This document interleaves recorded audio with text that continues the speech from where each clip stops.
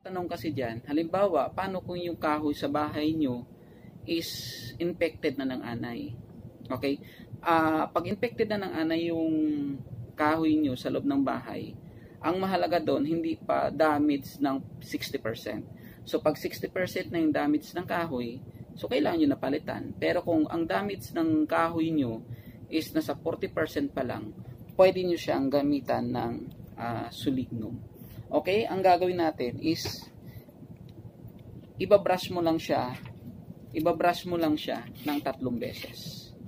Okay, ang anay kasi mabilis lang yan talaga namamatay.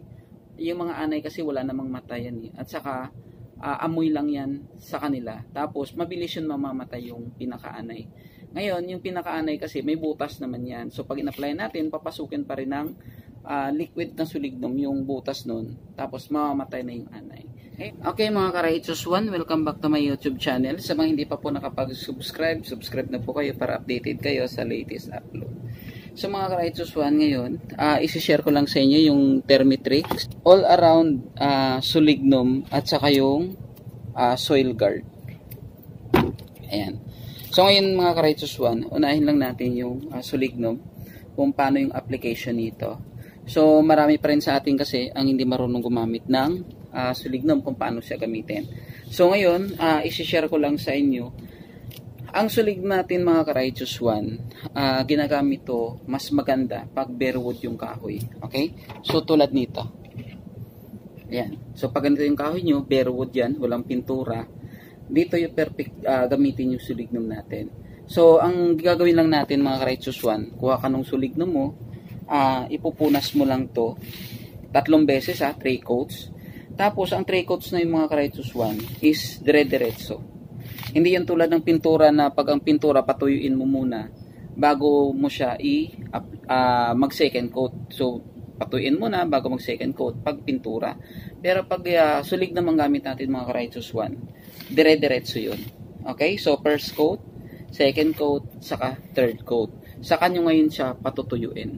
Okay? So, ang pagpapatuyo naman is 24 oras. Wala nang amoy ito. At siyempre ang safety nito is dapat naka-gloves ka pa din. Okay? Kung mas maganda, mag-face mask ka pa din.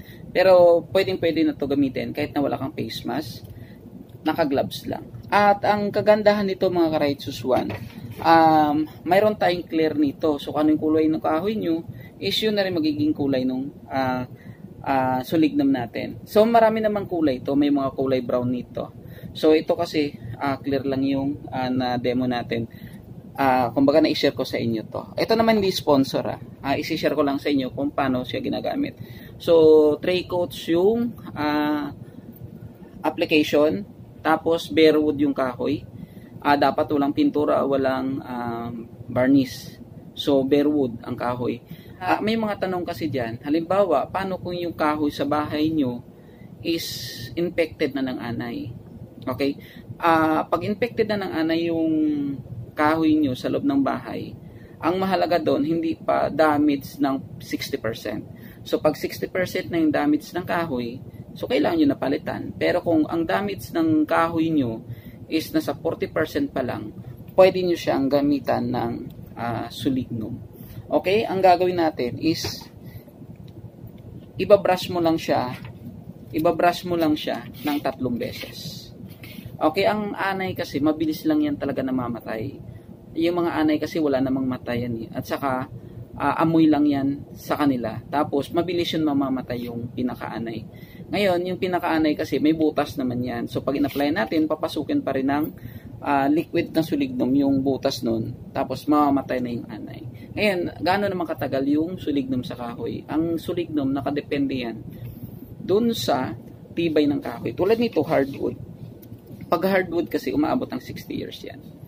Okay? So kung yung mga plywood ang paglalagyan nyo, depende yun sa plywood. Kung basta hanggat mas buhay pa yung plywood nyo, yung sulignum nun, hindi yun mawawala dun sa pinakakahoy.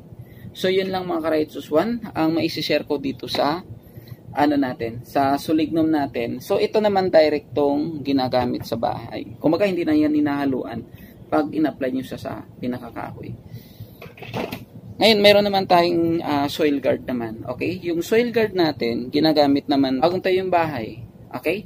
At tapos, ayun yung pasukin ng anay yung bahay. O di kaya, existing na yung bahay. Ayun yung lang pasukin ng anay yung buong bahay. Ito yung recommendation. Okay? Yung soil guard natin.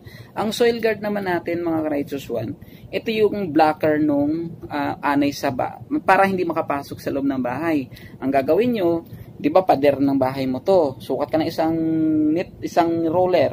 Okay? Hukay ka ng kasintas din ng isang roller. Tapos ito, ihahalo mo to sa tubig ng 60 liters, yung 1 litro. Okay? Saka mo siya ibubuhos dun sa palibot ng bahay. Para yung anay, hindi makakapasok sa loob ng bahay. Okay? Ngayon, malaman mo naman kung yung bahay nyo is pinasok na ng anay. Kasi mayroon yung parang tunnel, yung parang lupa na gumagapang sa sa pader nyo. So, pag yun, pinasok na ng bahay, ng anay, yung bahay nyo, is ang kailangan nyo na doon is sulignom na yung binabras sa kahoy. Tapos, pwede ka pa rin maglagay nito para yung hindi tuloy-tuloy yung pagpasok ng anay sa loob ng bahay. Ito, mayroon naman tayong isa pa, Termitrix naman. Anong kaibahan ng dalawa? Pareha yung application. Ang kaibahan lang nito is colony eliminator naman si Termitrix. Sinisira naman ng Termitrix is yung colony nung anay. Paano nyo malaman na may colony yung anay?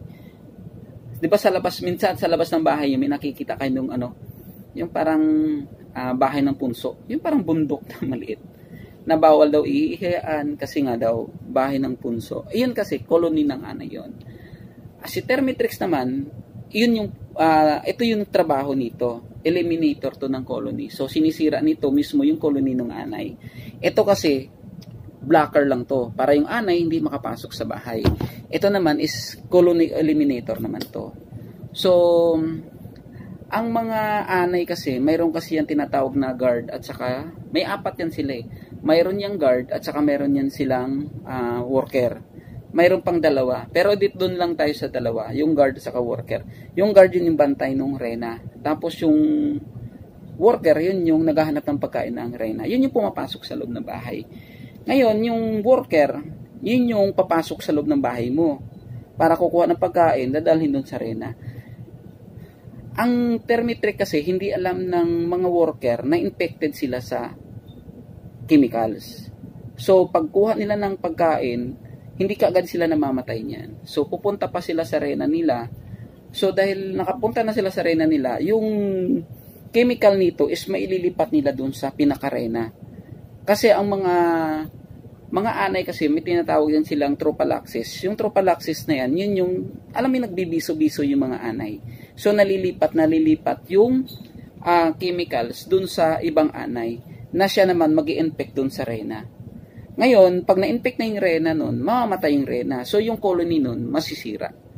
So, ito naman yung trabaho nito, colony eliminator, blocker. Yung anay talaga is hindi talaga makakapasok dito. Kasi, pag naamoy pala ng anay yung sulignom natin, automatic, lalayo na yan sila kaagad or mamamatay na sila kaagad.